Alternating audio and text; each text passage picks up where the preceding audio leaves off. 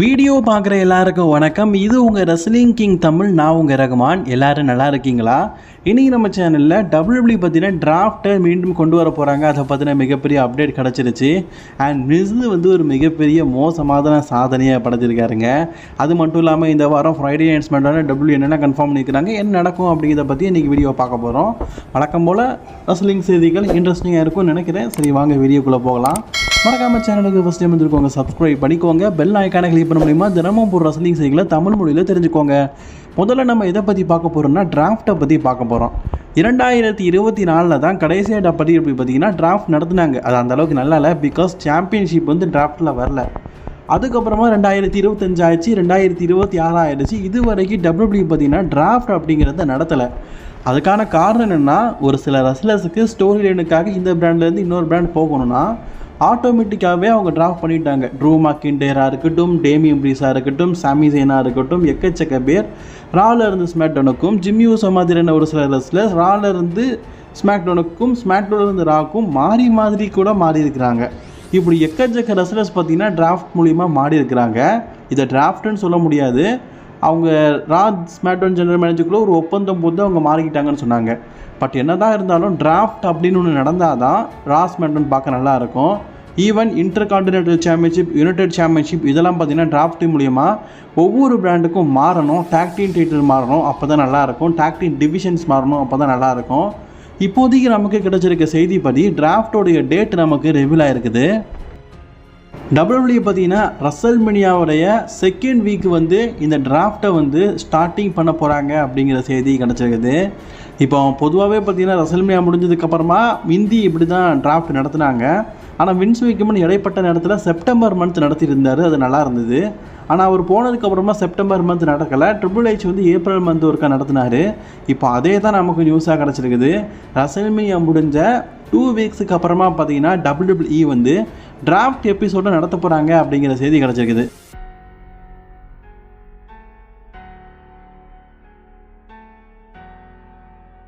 இரண்டாவது செய்தி நம்ம மிஸ்ஸை பற்றி தான் பார்க்க போகிறோம். கடைசியாக மிஸ் பார்த்தீங்கன்னா WWEல எப்போ ஒரு சிங்கிள்ஸ் மேட்சில் ஜெயிச்சாரு அப்படின்னு கேட்டிங்கன்னா நீங்கள் ரொம்ப யோசிப்பீங்க. ரொம்ப யோசிக்காதீங்க, 2 வருஷத்துக்கு மேலே ஆயிடுச்சு. இப்போ WWE ஹிஸ்ட்ரியிலே பார்த்தீங்கன்னா ஹையஸ்ட் லாஸ்டிங் கெரியரில், அதாவது அதிகமான மேட்ச்சில் பங்கெடுத்து அதிகமான மேட்ச்சில் லாஸ் பண்ண லிஸ்ட்டில் மிஸ் இருக்கிறாரு. கிட்டத்தட்ட எத்தனை மேட்ச் அவர் லாஸ் ஆகிருக்காரு தெரியுமா? 1347 மேட்சஸ் லாஸ் ஆகிருக்காரு. இந்த 2025 இருக்கட்டும், 2026 இப்போ பிகினிங்காக இருக்கட்டும், இந்த 2 வருஷத்துலேயே பார்த்தீங்கன்னா கிட்டத்தட்ட 75 மேட்ச் விளையாடிருக்காராம். இதில் ஒரு மேட்ச் கூட மிஸ் வெற்றி பெறலை அப்படிங்கிறது சோகமான விஷயம். எல்லா மேட்ச்லேயுமே பார்த்தீங்கன்னா மிஸ் தோசு தான் போயிருக்கிறாரு. அது மட்டும் இல்லாமல் கெரியர் லைஃப் ஃபுல்லாக பார்க்கும்போது 1347 நாள் மேட்சஸை லாஸ் பண்ணியிருக்காங்க அப்படிங்கிற மாதிரி சொல்லப்பட்டிருக்குது. இது உண்மையிலேயே பார்த்தீங்கன்னா ஒரு மிகப்பெரிய ஒஸ்டான கெரியர் ரெக்கார்டு தான். ஏன்னா மிஸ்ஸெல்லாம் ஒரு காலத்தில் WWE champion, WrestleMania main event அப்படின்னு சொல்லிட்டு பெரிய பெரிய பட்டங்களை வின் பண்ணார். ஆனால் ஆஃப்டர் WWE பார்த்தீங்கன்னா இவரை வச்சு எந்த விதமான பிளானும் இல்லை, இவரை வச்சு எதுவும் பண்ண முடியல. அப்படிங்கிறதுனால வேறு வழியே இல்லாமல் பார்த்தீங்கன்னா அப்படியே மிட் கார்டில் போட்டு விட்டாங்க. இது நாள் வரைக்கும் மிட் கார்டில் WWEல ஸ்டோரியே இல்லாமல் தள்ளாடிக்கிட்டு இருக்காரு. சும்மா வராரு போகிறாரு, அவ்வளோதான் மிஸ்ஸோடைய கெரியர் WWEல இப்போ போயிட்டு இருக்குது. ஸோ மிஸ்ஸோடைய இந்த மோசமான கெரியரை பற்றி நீங்கள் என்ன நினைக்கிறீங்க அப்படிங்கிறத கமெண்ட் பண்ணிக்கோங்க. அடுத்த நியூஸை பார்க்கறதுக்கு முன்னாடி நான் உங்கள்கிட்ட ஒரு ஃபோட்டோ காட்டுறேன். இதை பார்க்கும்போது நீங்கள் எல்லாருமே பார்த்தீங்கன்னா என்ன நினைப்பீங்கன்னு எனக்கு புரியுது. ஆனால் நான் என்ன சொல்ல வரேன்னா, இப்போ நீங்கள் ஃப்ளைட்டில் பயணிக்கிறீங்க, ஓரளவுக்கு எல்லா சீட்டும் காலி ஆயிடுச்சு. ஆனால் உங்களுக்கு விருப்பப்பட்ட சீட்டில் நீங்கள் உட்காரலாம். அப்படிங்கிற பட்சத்தில் இப்போ காலியாக இருக்கையில் எந்த இருக்கையில் உட்காந்து பயணிப்பீங்க அப்படிங்கிறத கமெண்ட் பண்ணிக்கோங்க. எனக்கு 2ஆம் நம்பர் மட்டும் ஓகேங்க. ஏன்னா மற்றதெல்லாம் கல்யாணம் ஆனது வயசானதாக இருக்குது. இனிவோன் லெஜண்டில் யாராவது 1ஆம் நம்பர் செலக்ட் பண்ணுறீங்களா என்ன? WWE பார்த்தீங்கன்னா ரசல்மேனியாவில் ஒரு மிகப்பெரிய செலப்ரிட்டி மேட்சை நடத்த போகிறாங்க அப்படிங்கிற மாதிரி ஒரு செய்தி கிடச்சிருக்குது. அது இதுவாக இருக்கும் அப்படிங்கிற அப்டேட்டும் கிடச்சிருக்குது. சரி வாங்க நியூஸை வேஸ்ட் பண்ணாமல் அது என்ன மேட்ச் அப்படிங்கிறத பற்றி பார்க்கலாம். WWE பார்த்தீங்கன்னா இந்த வருடம் ரசல்மேனியாக்காக பேட் பன்னியை WWEக்கு கூட்டிகிட்டு வர போகிறாங்களாம். பேட் பன்னியை கூட்டிகிட்டு இந்த வருடம் ரசல்மேனியாவில் ஒரு மேட்ச் விளையாட வைக்க போகிறாங்க அப்படிங்கிற மாதிரி சொல்லப்பட்டிருக்குது. சரி, அது யார் கூட அப்படின்னு கேட்டிங்கன்னா உலகநாதன் லோகன் பால் கூட. 2 பேருமே சோஷியல் மீடியாவில் ஒரு மிகப்பெரிய பாப்புலரானவர். இவர் யூடியூபரு, அவர் பார்த்தீங்கன்னா பாடகர். அண்ட் 2 பேருமே பார்த்தீங்கன்னா ஒரு மேட்ச் விளையாடினா கண்டிப்பாக நல்லாயிருக்கும். அண்ட் பேட் பண்ணி ரெஸ்லிங் ஸ்கில்ஸை ஃபேன்ஸ் மத்தியில் காட்டி நல்லாவே வரவேற்பு பெற்றிருக்காரு. டபிள்யூபிள்யூல 2 முறை ரெஸ்லிங்கும் பண்ணியிருக்கிறாரு. அதுக்கப்புறமா பார்த்தீங்கன்னா சிங்கிள்ஸ் மேட்ச் எதுவுமே பண்ணலை. இப்போ டபிள்யூபிள்யூ பார்த்தீங்கன்னா பேட் பனிக்கும் லோகன் பாலுக்கும் ரெஸ்ல்மேனியாவில் ஒரு மேட்ச் வைக்கிறதுக்காக ஒரு பெரிய ஆர்வமாக இருக்காங்க அப்படிங்கிற அப்டேட் கிடச்சிருக்குது. ஸோ மேபி இந்த மேட்ச் நடக்கிறதுக்கு வாய்ப்புகள் அதிகமாகவே இருக்குது. அண்ட் லோகன் பால் போகிற இடத்துல எல்லா இடத்துலையுமே பார்த்தீங்கன்னா பேட் பனியை கழுவி ஊற்றிட்டு இருக்காரு.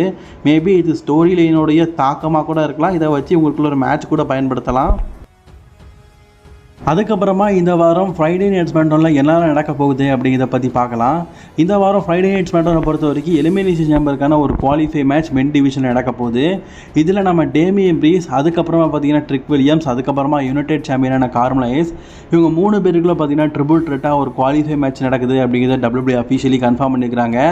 அதுவே உமன் சைடு பார்த்தோன்னா Kiana James versus Naia Jax versus Charlotte ஃப்ளேருக்குள்ளே ட்ரிபிள் த்ரெட்டாக ஒரு எலிமினேஷன் சேம்பருக்கான குவாலிஃபை மேட்சையும் டபிள்யூபிள்யூ பார்த்தீங்கன்னா கன்ஃபார்ம் பண்ணியிருக்கிறாங்க.